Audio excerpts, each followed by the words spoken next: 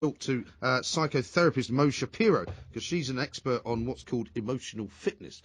And I thought we should ask her what she made of this rather bizarre appearance by Tiger Woods as well. Here's what Mo had to say. Mo, thank you very much indeed for joining us on talkSPORT. Tiger Woods gave what some people have called a press conference, what other people have called a sort of rather bizarre love-in with a few selected journalists and various members of his friends and family entourage. What did you make of it all?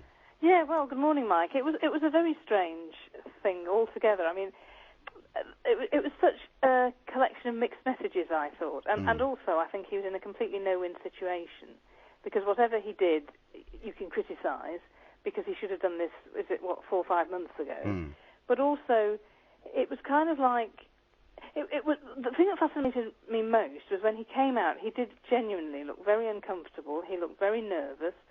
He almost looked shell-shocked because this is not what he's used to doing.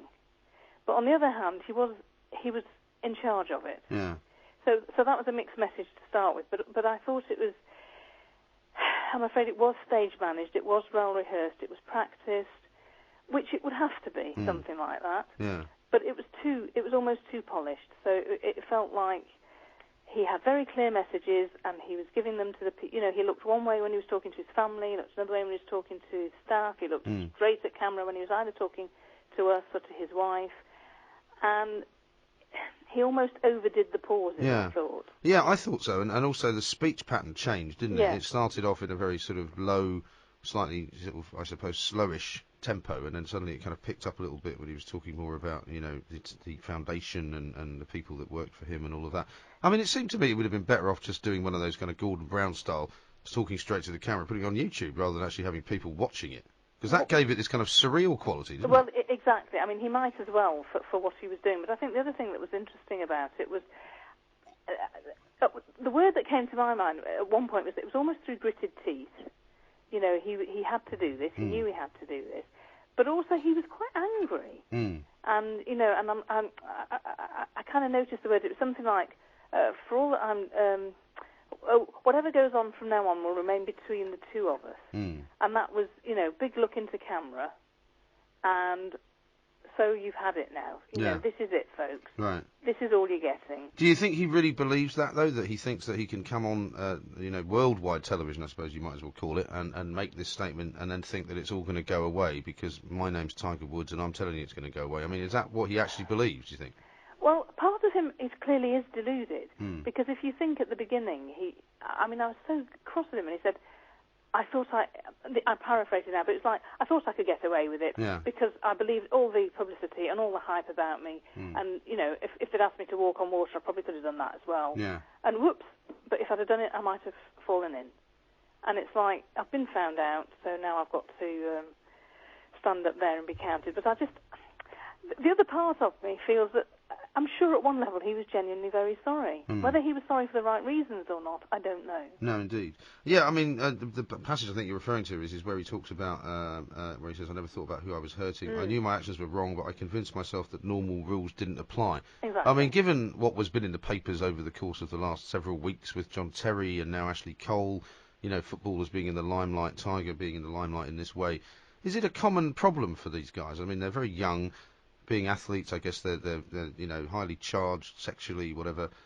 But do they get to that point where they just money has made them and the fame has made them into these people who literally just don't think the rules apply to them? I think what happens to them is that actually from a very young age they haven't been encouraged to think at all. So I mean, you think of someone like Gascoigne, like Gazza, who we all in many ways love and adore, and in other ways think you like to slap him around the head with a fish, but he doesn't even know how to pay a bill. He doesn't know what he likes. He doesn't know what he doesn't like. I mean, a colleague of mine who's a sports psychologist tells a story of going out with some, I think they were cricketers, elite cricketers, and one of them actually said to the guy who was sitting next to him, who was his manager, what do I like on this menu? And I mean, okay, it's apocryphal, but it's kind of like, so they don't think, they follow all their urges, nobody stops them, nobody has the, I don't know, it's a temerity to just say, stop being such an idiot. And so they're fine till they get caught. Well, this is one of the things that was asked. I know when the Tiger story initially broke, and then sort of it seemed to unravel with every day that passed, that many people must have known what he was up to. Loads of people obviously protected him from the story getting out. We know that deals were done with various newspapers. I mean, there are plenty of warning signs for people to say to him, look, you can't carry on like this. Somebody's going to find out. Yeah, but you and I would consider this from a point of rational behaviour and rational thought patterns, which I don't think these people have. Yeah. Because I don't think as I say, I don't think they're encouraged in any way to think for themselves. They're encouraged to focus on their sport. They know that in their sport they are preeminent, and they kind of carry this over. And I'm sure there is the other element. I mean, I was talking to somebody about Ashley Cole and John Terry, and for them, I think there's also an element of the thrill of the chase, if you like. Yeah. And if they are adrenaline junkies, then that's got to be the greatest thrill, is seeing if you can how long you can get away with something. Right.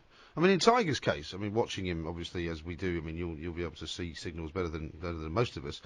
But just watching him in that kind of press conference, for whatever you want to call it, I mean, if he does go through all this therapy, and if he does become this kind of rather changed character, will that affect the way he plays golf, do you think, or the way he does his sport? Well, it could do, couldn't it? I mean that's the fascinating part about it, because what makes people very successful is different in lots of people, but there has to be a huge element of drive and self-belief and to some extent a selfishness. You have to focus on you and you have to focus on the game, and that has to come before anything else. Yeah.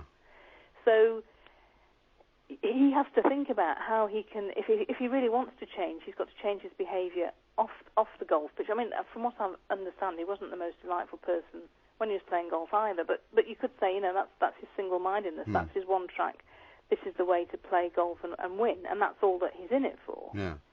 But you're right, if he changes other parts of his behaviour and other parts of his personality, then that might take the edge away from him.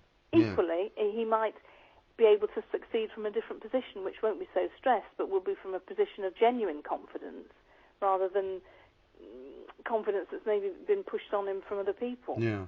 And finally, I mean, the question that seems to get people most exercised, and I mean, he kind of blamed the media and said it was all their fault for chasing down members of his family, and he wants them all to stop doing it and all that kind of thing. I mean, I meet a lot of people who kind of say things like, a lot of people bring up the show and say, well, why are we all so interested in this? I mean, It's not as simple as that, really, is it? Because whether they like it or not, these guys are role models, aren't they? Well, I don't think it's even that so much. I think they have set themselves up, if you like. They've put themselves into this position. There's part of them that's sort of saying, look at me. I mean, they slosh their money around, they slosh their wealth around, they throw it in our faces. They get something out of this celebrity status, so they've got to take it from both sides. And I think sometimes that's fine, and they're very happy. I mean, you know better than I do that various people will tell the paparazzi when they're going to be places because they want to be in the papers. And then when the seedy side comes out, well, of course, they don't want anybody around. Well, you can't have it like that. You've got to take the whole package. Right. And I think you're right. The media gets blamed, and we can say, if you don't want to, don't buy the papers. That's absolutely fine. Don't listen to the radio. You don't have to do that. But equally, it's chicken and egg. Which feeds which? And I'm not sure. But we have been brought up now to think that these people are fair game. No, indeed. It's all going to be a very fascinating few weeks to come, I think. Mo, thank you very much indeed, Mo. You're welcome.